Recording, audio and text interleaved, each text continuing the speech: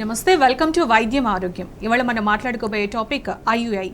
IUI అంటే ఏంటి, IUI ఎప్పుడు చేస్తారు, సంతానలేమికి ఐయుఐ ఎలా ఉపయోగపడుతుంది, ఈ వివరాలన్నీ కూడా మనకు తెలియచేయడానికి 49 నుంచి డాక్టర్ తేజస్విని గారు మనతో ఉన్నారు. నమస్కారం డాక్టర్ గారు. హలో అండి. ఫస్ట్ ఐయుఐ గురించి మాట్లాడుకునే దానికంటే ముందు కూడా సంతానలేమితో ఈ మధ్యకాలంలో చాలామంది సఫర్ అవుతున్నారు ఇంతకుముందు కంపేర్ చేస్తే. అసలు ఇన్ఫర్టిలిటీకి కారణాలు ఏంటంటారు, ఎప్పుడు ఇన్ఫర్టిలిటీగా పరిగణిస్తారు? సంతానలేమికి గల కారణాలు మనము యాజ్ ఎ కపుల్ ఎవాల్యుయేట్ చేయాల్సి ఉంటుంది అనమాట. సో ఆడవాళ్ళలో 40 to 50% కేసెస్లో ఆడవాళ్ళలో కాజ్ ఐడెంటిఫై అయినట్టు మనకు తెలిస్తే, మగవాళ్ళలో కూడా ఇవాళ రేపు 40% కేసెస్లో మగవాళ్ళు కూడా as contributory factor to infertility, సంతానలేమి అనేది మనం చూడడం అనేది జరుగుతుందన్నమాట. సో ఈ ఆడవాళ్ళలో మనకు గల కామన్ కాజెస్ని మనం చూడగలిగితే, ఇవాళ రేపు పీసీఓఎస్ సమస్య మీరు చాలానే వింటూ ఉంటారనమాట. సో నీటి బుడగల సమస్య అని దీని వాడుక భాషలో మనం అనడం అనేది జరుగుతుంది. సో ఈ పీసీఓఎస్ సమస్య అంటే యాన్యులేటరీ ఇన్ఫర్టిలిటీ, వీళ్ళకి ఫాలికల్ అంటే ఎగ్ ఉండే ఫాలికల్ ఏదైతే ఉందో అది పెరగడంలో ఇబ్బంది ఉంటుందన్నమాట. అండ్ అది రిలీజ్ అవ్వకపోవడం, ఆ ఫాలికల్ అనేది రప్చర్ అయ్యి దాని నుంచి ఎగ్ రాకపోవడము అంటే యాన్యులేటరీ ఇన్ఫర్టిలిటీ. దీనిలో మోస్ట్ కామన్ కాజ్ ఏంటి అంటే మనము పీసీఓఎస్ లాగా చెప్పుకోవచ్చు అనమాట. దీంతో పాటు ట్యూబల్ ఫ్యాక్టర్, ఫాలోపియన్ ట్యూబ్స్, ఆడవాళ్ళలో ఫాలోపియన్ ట్యూబ్స్ అనేవి చాలా ఇంపార్టెంట్ అండ్ డెలికేట్ స్ట్రక్చర్స్ అనమాట. ఈ ఫాలోపియన్ ట్యూబ్స్ అనేవి మనకు ఓవరీ అండాశయం నుంచి రిలీజ్ అయిన ఎగ్ అంటే ఫాలికల్ ఎప్పుడైతే రప్చర్ అయ్యి దాని నుంచి ఎగ్ రిలీజ్ అవుతుందో ఆ ఎగ్ అనేది మనకు ఫాలోపియన్ ట్యూబ్లోకి రావడం అనేది జరుగుతుందన్నమాట. సో ఆ టైంలో వైఫ్ అండ్ హస్బెండ్ ఒకవేళ రిలేషన్లో ఉన్నట్టయితే స్పర్మ్ అనేది త్రూ యూట్రస్ వెళ్ళి స్పర్మ్ అండ్ ఎగ్ ఫర్టిలైజేషన్ అనే ప్రాసెస్ మనకు ఫాలోపియన్ ట్యూబ్లో జరగడం అనేది జరుగుతుందన్నమాట. సో ఈ ఫాలోపియన్ ట్యూబ్స్ మనకు ఫర్టిలైజేషన్ ప్రాసెస్ జరిగే స్ట్రక్చర్ అనమాట. సో ఎప్పుడైతే ఈ ఫాలోపియన్ ట్యూబ్స్ అనేది బ్లాక్ ఉంటుందో మనకు ఎగ్ అండ్ స్పర్మ్ మీట్ అవ్వకపోవటం జరుగుతుంది. సో దీనివల్ల ట్యూబల్ బ్లాక్స్ రెండు సైడ్ ఉన్నట్టయితే వీళ్ళకి ప్రెగ్నెన్సీ రావడంలో డిఫికల్టీ ఉండే ఛాన్సెస్ ఉంటుంది అనమాట. ఓకే. దీంతో పాటు మనము ఎండోమెట్రియోసిస్ సమస్య గురించి ఇవాళ రేపు వింటూనే ఉన్నాము. అండ్ అన్ఎక్స్ప్లెయిన్డ్ ఇన్ఫర్టిలిటీ 15 to 20% కపుల్స్లో ఇప్పుడు ఓవులేషన్ అనేది అంటే ఫాలికల్ పెరిగి ఎగ్ రిలీజ్ అవ్వడం అనేది జరిగాక కూడా అండ్ ట్యూబ్స్ రెండు ఓపెన్ ఉన్నాక కూడా and male factor semen analysis నార్మల్గా ఉన్నాక కూడా ప్రెగ్నెన్సీ రాకపోవడం అనేది జరుగుతుంది. దీన్ని మనము అన్ఎక్స్ప్లెయిన్డ్ ఇన్ఫర్టిలిటీ అంటామన్నమాట. So these are the most common causes of infertility ఆడవాళ్ళు మనం చూసుకున్నట్టయితే. ఓకే. మరి ఐయుఐ ఎప్పుడు ఉపయోగపడుతుంది డాక్టర్ గారు? అంటే ఇన్ఫర్టిలిటీతో సఫర్ అవుతున్న వాళ్ళకి ఎవరికి ఉపయోగపడుతుంది, ఎవరిలో చేస్తారు? సో ఈ ఐయుఐ అంటే ఇంట్రా యూటరైన్ ఇన్సెమినేషన్.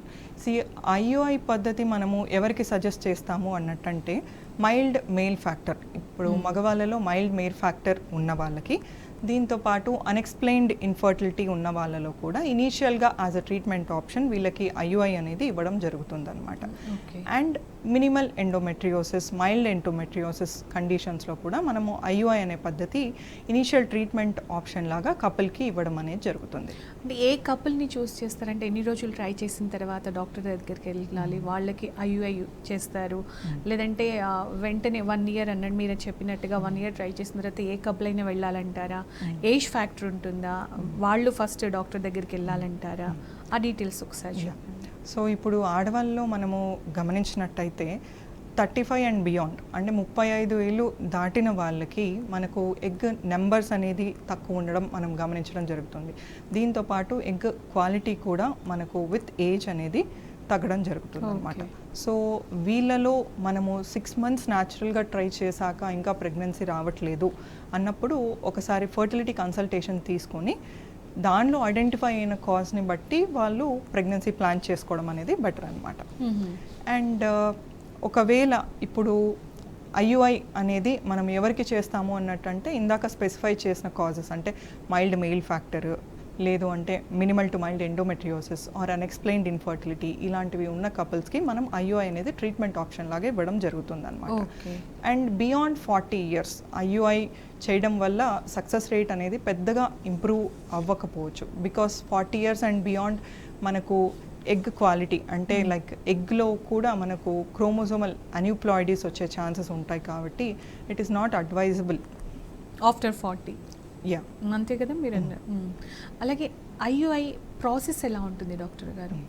సో ఈ ఐయుఐ ప్రాసెస్ అనేది మనము న్యాచురల్ సైకిల్ ఐయుఐ చేయొచ్చు, లేదు అంటే ఓవులేషన్ ఇండక్షన్ అంటే లైక్ మెడిసిన్స్ ద్వారా ఫాలికల్ అనేది పెరగడానికి పెట్టి దాన్ని బట్టి మనం ఐయుఐని టైం చేయడం అనేది జరుగుతుందన్నమాట. But most commonly ovulation induction ఇచ్చాక ఐయుఐ ప్లాన్ చేసుకోవడం అనేది రొటీన్గా ఫాలో అయ్యే ప్రాక్టీస్ అనమాట.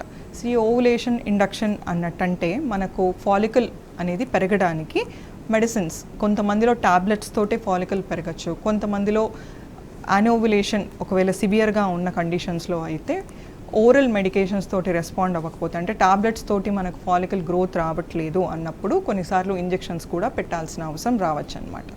సో వీటితో మనకు డే 2 ఆర్ డే 3 ఇలా మనం ఓవులేషన్ ఇండక్షన్ మెడికేషన్ స్టార్ట్ చేశాక మధ్యలో డే 8 టు డే 10 మధ్యలో ఒక ఫాలిక్యులర్ స్కాన్ అనేది చేసుకోవడం జరుగుతుందన్నమాట. ఈ ఫాలిక్యులర్ స్కాన్లో మనకు ఫాలికల్ సైజ్ ఎంత ఉంది, ఎండోమెట్రియం సైజ్ ఎంత ఉంది, ప్యాటర్న్ ఎలా ఉంది అన్నీ చూసుకున్నాక ఒకవేళ ఫేవరబుల్ అనిపిస్తే ఆ ఫాలికల్ సైజ్ని బట్టి ఆ ఫాలికల్ రిలీజ్ ఇవ్వడానికి ఇంజెక్షన్ అనేది ఇవ్వడం జరుగుతుందన్నమాట. సో దాన్ని బట్టి మనము ఐయుఐని టైం చేయడం జరుగుతుందన్నమాట. So on the day of IUI మనము ప్రాసెస్ చేసిన శాంపుల్ని యూట్రస్లోకి డిపాజిట్ చేయడం జరుగుతుందన్నమాట. ఓకే, అంటే ఇది ఎన్ని సర్కిల్స్ చేయించుకోవచ్చు అంటారు? సక్సెస్ పర్సంటేజ్ ఎంత ఉంటుంది?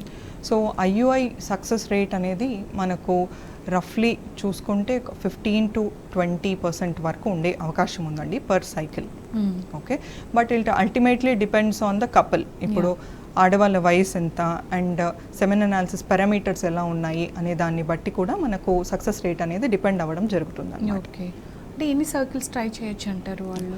So if everything is feasible the couple can try IUI for up to 6 cycles, 3 నుంచి 6 cycles వరకు రికమెండ్ చేయడం అనేది జరుగుతుంది అన్నమాట. ఓకే, అంటే ఈ ప్రాసెస్లో అంతా కూడా మీరు ఏం అంటే నార్మల్గా జరిగేదాన్ని మీరు కొంచెం అంటే టైం చేయడము అండ్ ప్రాసెస్ చేసిన శాంపుల్ని మనము యూట్రస్లో డిపాజిట్ చేయడం ద్వారా హై కాన్సన్ట్రేటెడ్ సెమెన్ మనకు ట్యూబ్స్కి దగ్గరగా ఉంటుంది కూడా IUI is not advisable.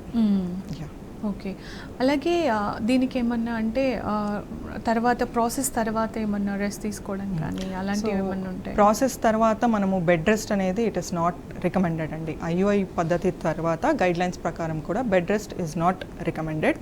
So వీళ్ళకి రొటీన్గా folic acid supplementation normal natural pregnancy plan చేసుకుంటున్న వాళ్ళలాగా ఫోలిక్ యాసిడ్ సప్లిమెంటేషన్ అనేది మనం ఇవ్వడం జరుగుతుంది. దీంతో పాటు ఇఫ్ నెసెసరీ ప్రొజెస్ట్రాన్ అనేది మనము ఐయుఐ పద్ధతి తర్వాత we will recommend taking progesterone. Okay, అలాగే కొంతమందిలో ఇంతకుముందు మీరు చెప్పారంటే అన్ఎక్స్ప్లెయిన్డ్ ఇన్ఫర్టిలిటీ అని చెప్పేసి, మరి వాళ్ళకి ఏం సజెస్ట్ చేస్తారు? ఇంకో విషయం, కొంతమందిలో అంటే కన్సీవ్ అవ్వడం ఒక ప్రాబ్లం అయితే అయిన తర్వాత రికరెంట్గా అబార్షన్స్ అవుతూ ఉంటాయి. సో వాళ్ళకి ఎందుకు అలా జరుగుతూ ఉంటుంది? సో మీరు ఇందాక అన్నట్టు అన్ఎక్స్ప్లెయిన్డ్ ఇన్ఫర్టిలిటీ అంటే అన్ఎక్స్ప్లెయిన్డ్ ఇన్ఫర్టిలిటీ రఫ్లీ ఒక 15 to 20% of the couples are suffering from unexplained infertility as of now. So ఈ అన్ఎక్స్ప్లెయిన్డ్ ఇన్ఫర్టిలిటీ అంటే వీళ్ళకు ఫాలికల్ పెరిగి రిలీజ్ అవ్వడం అనేది న్యాచురల్గానే జరుగుతుంది, ఆర్ విత్ మెడికేషన్ అనేది కూడా వాళ్ళకి ఫాలికల్ రప్చర్ అయ్యి ఎగ్ అనేది రిలీజ్ అవ్వడం జరుగుతుండొచ్చు. అండ్ ట్యూబ్స్ కూడా అట్లీస్ట్ ఒక ట్యూబ్ అన్న ఓపెన్ ఉండొచ్చు అండ్ సెమెన్ అనాలిసిస్ నార్మల్గా ఉండొచ్చు. ఇన్ స్పైట్ ఆఫ్ దాట్ వీళ్ళకు ప్రెగ్నెన్సీ రావట్లేదు అన్నప్పుడు వీళ్ళని అన్ఎక్స్ప్లెయిన్డ్ ఇన్ఫర్టిలిటీ లాగా మనము పరిగణించడం జరుగుతుందన్నమాట. సో ఇలాంటి కపుల్స్కి మనము ఐయుఐ అనేది ఇనీషియల్ ట్రీట్మెంట్ ఆప్షన్ లాగా రికమెండ్ చేయడం జరుగుతుంది. సో వీళ్ళకి ఐయుఐ ఒక 3 to 6 cycles మనం రికమెండ్ చేయడం జరుగుతుంది. In spite of that pregnancy రావట్లేదు, ఐయుఐ మల్టిపుల్ సైకిల్స్ తర్వాత కూడా ప్రెగ్నెన్సీ రావట్లేదు అన్న వాళ్ళకి ఐవీఎఫ్ అంటే టెస్ట్ ట్యూబ్ బేబీ పద్ధతి ఆప్షన్ లాగా ఇవ్వడం అనేది జరుగుతుంది. డాక్టర్ గారు, మీరు ఇంతకుముందు చెప్పారు ఐవీఎఫ్ అని చెప్పేసి, ఐయుఐ కాకుండా లేటెస్ట్ అడ్వాన్స్డ్ అంటారా? ఐవీఎఫ్ గురించి ఒకసారి చెప్పండి. సో ఐవీఎఫ్ అంటే ఇన్విట్రో ఫర్టిలైజేషన్ అన్నమాట. సో న్యాచురల్గా మన బాడీలో ఫర్టిలైజేషన్ అంటే ఎగ్ స్పర్మ్ కలవడం అనేది ట్యూబ్స్ ఫాలోపియన్ ట్యూబ్లో జరగడం అనేది జరుగుతుంది. సో ఈ ఐవీఎఫ్ ప్రాసెస్ అంటే మనము లైక్ ఫాలికల్స్ అనేది పెరగడానికి కొన్ని ఇంజెక్షన్స్ ఇవ్వడం జరుగుతుందన్నమాట. తర్వాత ఆ ఫాలికల్స్ పెరిగాక ఫాలికల్స్ నుంచి ఎగ్స్ అంటే oocytes అనేది అండర్ అనెస్థీషియా మత్తిచ్చి బయటికి తీయడం జరుగుతుంది. సో ఈ బయటికి తీసిన oocytesని ఎగ్ని లిటరలీ స్పర్మ్ తోటి మనము బయట కల్చర్ మీడియాలో ఫర్టిలైజేషన్ అనేది చేయడం జరుగుతుందన్నమాట. బయట ఫర్టిలైజేషన్ చేసి దాన్ని కల్చర్ మీడియాలో మనం గ్రో చేయడం జరుగుతుంది. సో న్యాచురల్గా బయట లోపల ఫాలోపియన్ ట్యూబ్లో జరిగే ప్రాసెస్ ఏదైతే ఉందో అది మనకు బయట ఇన్విట్రో ల్యాబ్లో జరుగుతుంది కాబట్టి దీన్ని ఇన్విట్రో ఫర్టిలైజేషన్ అంటారనమాట. ఓకే, దాన్ని ఎవరికి సజెస్ట్ చేస్తారు డాక్టర్ గారు? అంటే ఐవీఎఫ్ ద్వారా ఎంతవరకు మనకి రిజల్ట్ ఎక్కువగా ఉంటుందని వింటూ ఉంటాం ఇందులో. సో అది ఎవరికి సజెస్ట్ చేస్తారు? సో ఈ ఐవీఎఫ్ అనే ప్రాసెస్ బోత్ ది ట్యూబ్స్ అంటే 2 ఫాలోపియన్ ట్యూబ్స్ బ్లాక్ ఉన్న ఆడవాళ్ళలో మనము ట్రీట్మెంట్ ఆప్షన్ లాగా ఇవ్వడం అనేది జరుగుతుంది. సో దీంతో పాటు PCOS మల్టిపుల్ సైకిల్స్ న్యాచురల్గా ట్రై చేశాక కూడా ప్రెగ్నెన్సీ రావట్లేదు అన్న వాళ్ళకి, అండ్ కొంతమందికి ఫాలికల్ అనేది PCODలో పెరగదన్నమాట. In spite of giving so many injections, laparoscopy తర్వాత కూడా ఫాలికల్ పెరగట్లేదు, అలాంటి వాళ్ళకి కూడా IVF అనేది ట్రీట్మెంట్ ఆప్షన్ లాగా ఇవ్వడం జరుగుతుంది.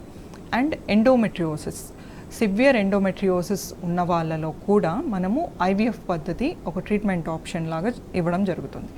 ఎండోమెట్రియోసిస్లో మైల్డ్ మినిమల్ ఎండోమెట్రియోసిస్ ఉండి మల్టిపుల్ సైకిల్స్ IUI ట్రై చేశాక కూడా ప్రెగ్నెన్సీ రావట్లేదు అన్న వాళ్ళకి IVF ట్రీట్మెంట్ ఆప్షన్ లాగా ఇవ్వడం జరుగుతుంది. అండ్ అన్ఎక్స్ప్లెయిన్డ్ ఇన్ఫర్టిలిటీ, IUI చాలాసార్లు ట్రై చేసి ఇంకా ప్రెగ్నెన్సీ రావట్లేదు అన్న కపుల్స్కి కూడా మనము IVF ట్రీట్మెంట్ ఆప్షన్ లాగా ఇవ్వడం జరుగుతుంది. అండ్ సివియర్ మేల్ ఫ్యాక్టర్ ఉన్న కపుల్స్లో కూడా మనకు IVF అనేది ట్రీట్మెంట్ ఆప్షన్ అనమాట.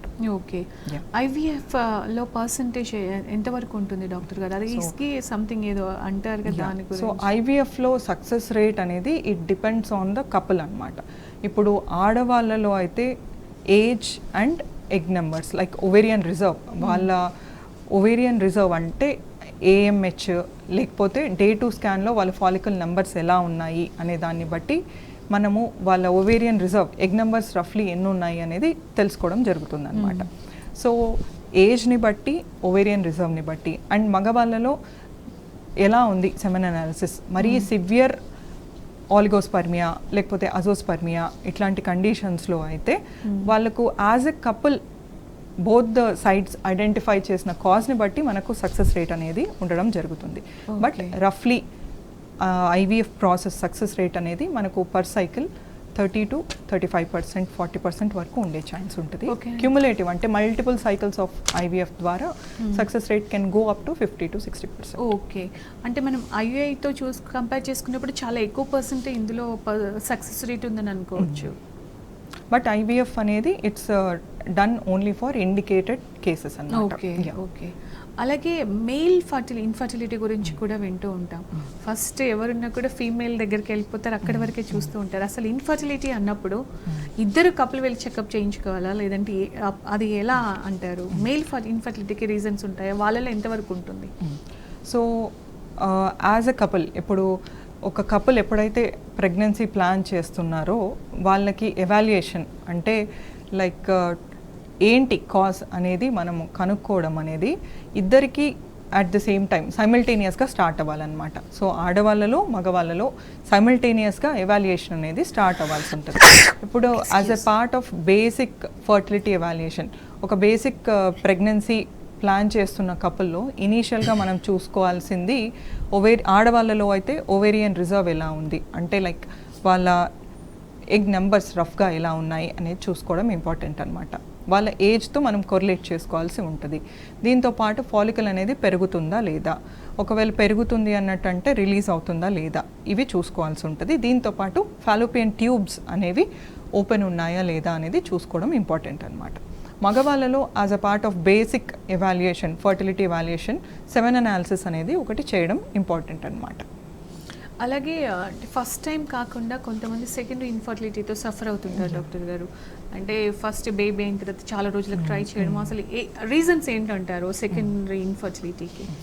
సో సెకండరీ ఇన్ఫర్టిలిటీకి మనము మల్టిపుల్ కాజెస్ అనేది ఐడెంటిఫై చేయడం జరుగుతుందన్నమాట. సో ఇందాక నేను చెప్పినట్టు PCOS ఉండొచ్చు. PCOSలో ఫస్ట్ టైం వాళ్ళకు ఓవులేషన్ ఇండక్షన్ పద్ధతి ద్వారా ప్రెగ్నెన్సీ వచ్చేసి ఉండొచ్చు. బట్ మళ్ళీ సెకండ్ ప్రెగ్నెన్సీ రావడంలో డిలే ఉంది అన్నప్పుడు మనము వాళ్ళకి మళ్ళీ ఎవాల్యుయేషన్ అనేది చూసుకొని దాన్ని బట్టి ట్రీట్మెంట్ అనేది చేయడం ఇంపార్టెంట్ అనమాట. ఓకే. అలాగే కొంతమంది పిల్లలు అంటే వద్దు అనుకున్న తర్వాత కూడా ఇప్పుడు పిల్లలు అవ్వకూడదు అని చెప్పి సర్జరీ చేయించేసుకుంటారు, తర్వాత మళ్ళీ కావాలనుకుంటారు. సో వాళ్ళకి ఏమైనా ఆప్షన్స్ ఉంటుందంటారా? సో ఇందాక మీరు అడిగినట్టు ట్యూబెక్టమీ ఆపరేషన్ తర్వాత ప్రెగ్నెన్సీ ప్లాన్ చేస్తున్న కపుల్స్కి ఏం ట్రీట్మెంట్ ఆప్షన్స్ ఉంటాయి? సో ట్యూబల్ రీకెనలైజేషన్ అన్నట్టంటే ట్యూబెక్టమీ అయిన సైట్ దగ్గర ఆ ట్యూబ్స్ని మళ్ళీ కట్ చేసి ఫ్రెషన్ చేసి వాటిని మళ్ళీ రీసూచర్ చేయడం అనేది జరుగుతుందన్నమాట. సో దీన్ని tubal recanalisation or tubal reconstructive surgery అన్నట్టు అంటారనమాట. Or other option is IVF, in vitro fertilisation. So tubectomy operation ద్వారా క్లోజ్ చేయించుకున్నారు అలాంటి కపుల్స్ ప్రెగ్నెన్సీ ప్లాన్ చేస్తున్నట్టయితే వాళ్ళకి ఇవి 2 ట్రీట్మెంట్ ఆప్షన్స్ లాగా ఇవ్వడం జరుగుతుంది for planning further pregnancy. Okay. అంటే పిల్లలు లేకుండా సఫర్ అవుతున్న వాళ్ళకి చాలా రోజులుగా వెయిట్ చేస్తుంటారు. కొంతమంది 40స్కి వచ్చిన తర్వాత అప్పుడు డాక్టర్ దగ్గరికి వెళ్ళి పిల్లలు కావాలి మాకు, మా పిల్లలే కావాలి అని చెప్పేసి అంటూ ఉంటారు. సో అలాంటి వాళ్ళకి అంటే ఎక్కువ రోజులు వెయిట్ చేయకుండా ఏం చెప్తారు? ఎప్పుడు కన్సల్ట్ చేయాలి, డాక్టర్ దగ్గరికి ఎప్పుడు వెళ్ళాలి, ఎలాంటి ట్రీట్మెంట్ తీసుకుంటే బెస్ట్ అని చెప్తారు? సో ఇందాక నేను చెప్పినట్టు ఆడవాళ్ళ వయసు 35 లోపే ఉంది అన్నట్టంటే అలాంటి కపుల్స్ ఒక 1 year న్యాచురల్గా ట్రై చేశాక they can consult a gynaecologist or a fertility specialist. But ఆడవాళ్ళ వయసు 35 నుంచి 40 లోపు ఉంది అన్నట్టంటే వీళ్ళు 6 months న్యాచురల్గా ట్రై చేశాక ప్రెగ్నెన్సీ రావట్లేదు అన్నట్టంటే ఒకసారి ఫర్టిలిటీ ఎవాల్యుయేషన్ చేయించుకుంటే ఏమైనా కాజ్ అనేది ఉందా అనేది మనకు తెలియడం జరుగుతుంది. ఇలా కాకుండా ఇప్పుడు in the recent years career oriented అవ్వడం వల్ల కావచ్చు, డిలేడ్ మ్యారేజెస్ వల్ల కావచ్చు, వీటి వల్ల చాలామంది couples by personal preference pregnancy అనేది పోస్ట్పోన్ చేయడం అనేది ఇవాళ రేపు మనం చూస్తూనే ఉన్నాం. సో బియాండ్ 40, ఇప్పుడు 40 అండ్ బియాండ్ ఆడవాళ్ళ వయసు ఉండి ప్రెగ్నెన్సీ ప్లాన్ చేస్తున్నారు ఇలాంటి వాళ్ళు కపుల్స్ అన్నప్పుడు వాళ్ళు ఇమీడియట్ ఎవాల్యుయేషన్కి ప్రొసీడ్ అవ్వడం బెటర్ అనమాట.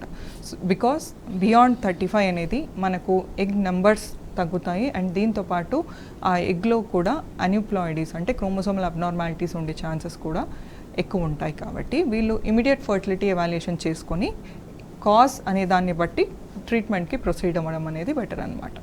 అండ్ 40 years పైబడిన వాళ్ళు ఒకవేళ ఇఫ్ నెససరీ ఇండికేషన్ ఉండి IVFకి వెళ్తున్నారు అన్నట్టంటే వీళ్ళకి మనము PGT అంటే ఎంబ్రియో అనేది జెనెటిక్ టెస్టింగ్కి సబ్జెక్ట్ చేసి ఏమన్నా అన్యూప్లాయిడీస్ ఉన్నాయా చూసుకొని నార్మల్ ఎంబ్రియోని ట్రాన్స్ఫర్ చేయడము అనేది కూడా ఒక ట్రీట్మెంట్ ఆప్షన్ లాగా ఇవ్వడం జరుగుతుందన్నమాట. అలాగే మీరు ఇంతకుముందు అనొచ్చు ఇప్పుడు చాలా నిజంగానే కెరియర్ ఓరియంటెడ్ అయిపోయారు, ఇప్పుడు వద్దు కొన్ని రోజులు మళ్ళీ బ్రేక్ తీసుకుంటే తర్వాత ప్రాబ్లం అవుతుంది అని ఆలోచించే వాళ్ళు కూడా ఉన్నారు.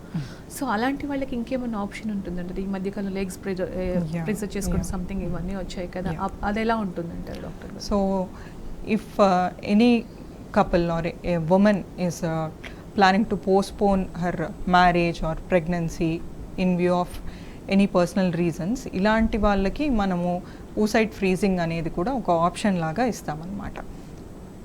ఓకే. అంటే అది ప్రాసెస్ ఉంటుందంటారా? ఎన్ని రోజులు ముందు రావచ్చు? యా, అంటే ఎన్ని రోజులు అంటే ఒక్కసారి ఆ ప్రాసెస్ కంప్లీట్ అయినాక ఎన్ని ఇయర్స్ అట్లా వెయిట్ చేయొచ్చు అంటారు? సో oocyte freezing అనేది కూడా లైక్ ఇట్స్ IVFలో మనం ఇనిషియల్ పార్ట్ ఇందాక డిస్కస్ చేసినట్టు పీరియడ్ వచ్చాక సెకండ్ డే కావచ్చు, కొంతమందికి డిపెండింగ్ ఆన్ ద సైకిల్ వాళ్ళ ప్రోటోకాల్ కూడా మనము చేంజ్ చేయడం అనేది జరుగుతుంది. సో ఇలా మనము IVF ప్రోటోకాల్ అనేది సెలెక్ట్ చేసుకొని వీళ్ళకి ఇంజెక్షన్స్ ఇవ్వడం ద్వారా ఫాలికల్స్ అనేవి పెరిగేటట్టు చేయాల్సి ఉంటుంది అనమాట. ఫాలికల్స్ నుంచి మళ్ళీ అండర్ అనెస్థీషియా ఫాలికల్స్ కొంచెం కరెక్ట్ సైజ్కి వచ్చాక అండర్ అనెస్థీషియా ఫాలికల్స్ నుంచి మనము oocytes అంటే ఎగ్స్ అనేది బయటికి తీయడం జరుగుతుంది. ఈ తీసిన ఎగ్స్ని మనము క్రయోప్రిజర్వేషన్ అంటే లైక్ ఫ్రీజింగ్ చేసుకోవడం అనేది జరుగుతుంది అనమాట. So whenever they are planning pregnancy in future అప్పుడు ఆ oocytesని మనము థా చేసి వాటిని అప్పుడు స్పర్మ్ తోటి మనము ఫర్టిలైజేషన్ అనేది చేయడం జరుగుతుంది అనమాట. ఓకే. అంటే ఒక్కసారి గనుక మనం ప్రిజర్వ్ చేసుకుంటే అది చాలా రోజుల వరకి మనకి ఎప్పుడు కావాలంటే అప్పుడు చేసుకోవచ్చు అంటారా? యా, సో రఫ్లీ అరౌండ్ 5 to 10 years వరకు మనకు ఊసైడ్ క్రయో ప్రిజర్వేషన్ చేసుకునే ఛాన్సెస్ ఉన్నాయి. ఓకే. ఎవరైతే కెరియర్ ఓరియంటెడ్గా ఉంటారో వాళ్ళకి ఇది ఒక బట్ మంచి ఈ ఆప్షన్ క్రయో అని ప్రిజర్వేషన్ ప్రాసెస్లో కూడా మనకు అట్రిషన్ అనేది ఉండే రిస్క్ అయితే ఉంటుంది. అంటే ఏంటంటారు? So depends on the age. ఇప్పుడు వాళ్ళు Okay, లేట్గానే okay. ఫ్రీజింగ్ చేసుకున్నారనుకోండి, ఏజ్ ఎక్కువ ఉన్నప్పుడే ఫ్రీజ్ చేసుకున్నారనుకోండి, సో అలాంటివి మనం ఫ్రీజ్ చేశాక మళ్ళీ మనము ప్రెగ్నెన్సీ ప్లాన్ చేస్తున్నప్పుడు థా చేశాక చూసుకొని దాన్ని Okay. బట్టి మనం ముందుకు వెళ్ళాల్సి ఉంటుంది అనమాట. సో అలాంటి థాట్ కనుక నిజానికి ఉంటే ఎవరికన్నా కొంచెం లేట్గా అనుకుంటే ముందే చేసుకుంటే మంచిదంటారా? యా, ఒకవేళ కెరీర్ ఓరియంటెడ్ ప్లాన్స్ వల్ల కావచ్చు, లేదంటే due to some personal reasons if you are planning to postpone pregnancy then you can plan for oocyte cryopreservation. Okay. అలాగే అంటే కొంతమందిలో ఇప్పుడు ఇవన్నీ ట్రై చేస్తుంటారు, నార్మల్ కోసం ఎక్కువగా ట్రై చేస్తుంటారు. ఇంకోటి ఫస్ట్ బేబీ పుట్టిన తర్వాత మీతో అన్నట్టు సెకండ్ బేబీ ఎందుకు నార్మల్గా అవ్వట్లేదు, మేము కన్సీవ్ అవ్వట్లేదు అని చెప్పి చాలా ఇయర్స్ తర్వాత వెళ్తారు. సో అది ఇంతకుముందు మిమ్మల్ని అది కరెక్ట్ అంటారా అలా, లేదంటే వెంటనే కావాలనుకున్న తర్వాత డాక్టర్ని కన్సల్ట్ చేయాలంటారా? సో బేసిక్గా ఫస్ట్ బేబీ తర్వాత మళ్ళీ ప్రెగ్నెన్సీ ప్లాన్ చేస్తున్నారు అన్నప్పుడు depending on the type of delivery, normal డెలివరీయా సిజేరియనా అన్న దాన్ని బట్టి మనము ఇంటర్ ప్రెగ్నెన్సీ ఇంటర్వెల్ని ఫిక్స్ చేసుకోవాల్సి ఉంటుంది అనమాట. సో రఫ్లీ ఐడియల్గా అయితే ఫస్ట్ అండ్ సెకండ్ చైల్డ్కి మధ్యలో ఒక 2 to 3 years gap is considered ideal అనమాట. సో ఈ గ్యాప్ తర్వాత whenever the couple are planning ఇంకా అవ్వట్లేదు అన్నప్పుడు వాళ్ళు ఒకసారి ఫర్టిలిటీ స్పెషలిస్ట్ని అలా కన్సల్ట్ అవుతే ఇంకేమైనా కాజెస్ ఉన్నాయా అనేది చూసుకోవడం అనేది జరుగుతుంది. సో కొంతమందిలో ఉదాహరణకి ప్రీవియస్ మల్టిపుల్ సర్జరీస్ వల్ల కావచ్చు, పెల్విక్ ఇన్ఫెక్షన్స్ ఏమన్నా వచ్చి ఉండొచ్చు మధ్యలో. సో దీనివల్ల కొన్నిసార్లు మనకి ట్యూబ్స్ అనేవి అఫెక్ట్ అయినప్పుడు కూడా సెకండ్ ప్రెగ్నెన్సీలో డిలే రావడానికి కూడా కొన్నిసార్లు ఛాన్స్ ఉంటుంది అనమాట. సో వాళ్ళు నార్మల్గానే అవుతుంది అని వెయిట్ చేయకుండా ఒకసారి డాక్టర్ని కన్సల్ట్ అవుతే దెన్ ఏమైనా కాజ్ అనేది ఐడెంటిఫై అవుతుందా చూసుకొని దాన్ని బట్టి వాళ్ళకి ఆప్షన్ ఇవ్వడం జరుగుతుంది. అలాగే అంటే ఒకసారి పిల్లల కోసం ప్లాన్ చేసుకుంటున్నాము అన్నప్పుడు మన లైఫ్ స్టైల్ ఏమైనా చేంజ్ చేసుకోవాలంటారా? డైలీ రొటీన్ కావచ్చు, మనం తినే ఫుడ్ ఇవన్నీ కూడా చాలా మారిపోయాయి. సో ఎలా ఉంటే బెటర్ అంటారు?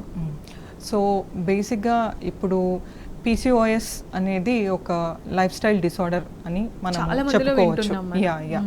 సో ఇలా PCOS సమస్యతో బాధపడుతున్న వాళ్ళు అసోసియేటెడ్ విత్ ఒబేసిటీ అంటే ఉబకాయం కూడా ఉంది అన్నప్పుడు వీళ్ళకు మనము డైట్ అండ్ ఎక్సర్సైజ్ అనేది రికమెండ్ చేయడం జరుగుతుంది. సో ఇనీషియల్ లైఫ్ స్టైల్ మోడిఫికేషన్గా diet and exercise. And for any couple who are planning pregnancy it is always advisable to quit smoking. Smoking అనేది ఆపేయాల్సి ఉంటుంది. And alcoholism in moderation alcohol can be consumed. But whenever PCOS with obesity అంటే like PCOS సమస్యతో ఉండి ఉబకాయం వాళ్ళు diet అనేది healthy balanced diet follow అవ్వాల్సి ఉంటుంది అనమాట. అండ్ క్యాలరీ డెఫిసిట్ అంటే వాళ్ళు బరువు కోల్పోవడం అనేది చాలా ఇంపార్టెంట్ అనమాట. సో అట్లీస్ట్ 5 to 10% వాళ్ళు ఉన్న వెయిట్లో వాళ్ళు రెడ్యూస్ చేసుకోగలిగితే దానివల్ల వాళ్ళ మెటబాలిక్ ప్రొఫైల్ కూడా ఇంప్రూవ్ అయ్యే ఛాన్స్ ఉంటుంది అనమాట. ఎక్సర్సైజ్ అన్నట్టంటే డిపెండింగ్ ఆన్ ద సివియారిటీ, ఇప్పుడు మోడరేట్ ఎక్సర్సైజా హెవీ ఎక్సర్సైజా అనే దాన్ని బట్టి అట్లీస్ట్ వీక్లీ ఒక 5 days వాళ్ళు 30 to 60 minutes స్కెడ్యూల్ లాగా పెట్టుకొని వర్కౌట్ చేయడం ద్వారా కూడా వెయిట్ అనేది మనం కంట్రోల్లో పెట్టుకోవడం జరుగుతుంది. So healthy balance diet with less of high sugars అంటే లైక్ హై షుగర్ ఉన్న కార్బోహైడ్రేట్స్ అవాయిడ్ చేసి ఫైబర్ ఉన్న కార్బోహైడ్రేట్స్ మన డైట్లో ఇంక్లూడ్ చేయాల్సి ఉంటుంది. అండ్ రైస్ అనేది మనం మోడరేషన్లో తీసుకోవాలి. ఇది కాకుండా మిల్లెట్స్ అనేది మనము డైట్లో ఇంక్లూడ్ చేయడం ద్వారా కొంచెం ఫైబర్ అనేది ఇంక్రీజ్ అయ్యి and high starch rich foods అనేది తగ్గించుకోవడం జరుగుతుంది. అండ్ వెజిటబుల్స్లో కూడా మనము high fibre vegetables rather than starch vegetables consume చేయడం అండ్ డైలీ ఒక ఫ్రూట్ అనేది మనం డైట్లో ఇంక్లూడ్ చేయడము and limited number of dry fruits అనేది కూడా డైట్లో ఇంక్లూడ్ చేయడం, ఇలా ఒక బ్యాలెన్స్డ్ హెల్దీ డైట్ అనేది మనం ప్లాన్ చేసుకొని వెయిట్ లాస్, ఒబేసిటీ సమస్యతో బాధపడుతున్న వాళ్ళు వెయిట్ లాస్ అవుతే వీళ్ళకు ఫర్టిలిటీ అవుట్కమ్స్ అనేవి ఇంప్రూవ్ అవ్వడం జరుగుతుందన్నమాట.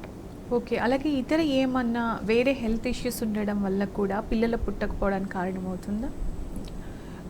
సో కొంతమందిలో ఏంటి అంటే మన కంట్రీలో ట్యూబర్క్లోసిస్ టీబీ వ్యాధి ఇన్సిడెన్స్ అనేది చాలా ఎక్కువగా ఉంది అని చెప్పుకోవచ్చు. సో ఈ ట్యూబర్క్లోసిస్ సమస్యతో బాధపడుతున్న వాళ్ళలో కూడా టీబీ అనేది మనకు లంగ్స్ ఒక్కటే కాకుండా గర్భసంచి రిలేటెడ్ ఫాలోపియన్ ట్యూబ్స్ని కూడా అది అఫెక్ట్ చేసే ఛాన్స్ ఉంటుందన్నమాట. సో ఈ టీబీ సమస్యతో బాధపడి ప్రెగ్నెన్సీ ప్లాన్ చేస్తున్న వాళ్ళు ఇంకా రావట్లేదు అన్నప్పుడు వాళ్ళు ఒకసారి ఫర్టిలిటీ ఎవాల్యుయేషన్ చేయించుకోవడం ఇంపార్టెంట్. అండ్ టీబీ అనేది ఫాలోపియన్ ట్యూబ్స్ని ఒక్కటే కాదు, గర్భసంచి అంటే ఎండోమెట్రియంని కూడా అఫెక్ట్ చేసే ఛాన్స్ ఉంటుంది, ఓవరీస్ని కూడా అఫెక్ట్ చేసే ఛాన్స్ ఉంటుంది. సో ఇలాంటివి మనము like at the earliest diagnose చేసుకొని ట్రీట్ చేసుకోగలిగితే మనకు అవుట్కమ్ అనేది బెటర్గా ఉంటుంది అన్నమాట. ఓకే, ఫైనల్గా అంటే పిల్లలు లేకుండా సఫర్ అవుతున్న వాళ్ళందరికీ ఏం చెప్తారు? ఇప్పుడు ఇంత అడ్వాన్స్ టెక్నాలజీ వచ్చింది, బోల్డ్ ఆప్షన్స్ ఉన్నాయి కదా డాక్టర్ గారు, మీరేమంటారు? సో ఫర్టిలిటీ అంటే ప్రెగ్నెన్సీ ప్లాన్ చేస్తున్నప్పుడు యాజ్ ఎ కపుల్ మనం ఎవాల్యుయేట్ చేసి వాళ్ళకు ఐడెంటిఫై అయిన కాజ్ని బట్టి మనం ట్రీట్మెంట్ ఆప్షన్ అనేది ఇవ్వడం జరుగుతుందన్నమాట. So as a couple both wife and husband సైమిల్టేనియస్గా ఎవాల్యుయేట్ చేసుకోవడం అనేది ఇంపార్టెంట్. అండ్ ప్రెగ్నెన్సీ అనేది బిఫోర్ 35 ప్లాన్ చేసుకోవడం అనేది, ఆడవాళ్ళ వయసు 35 కంటే తక్కువ ఉన్నప్పుడే ప్లాన్ చేసుకోవడం అనేది important. And if due to some reasons if that is unavoidable you can go for options like oocyte freezing.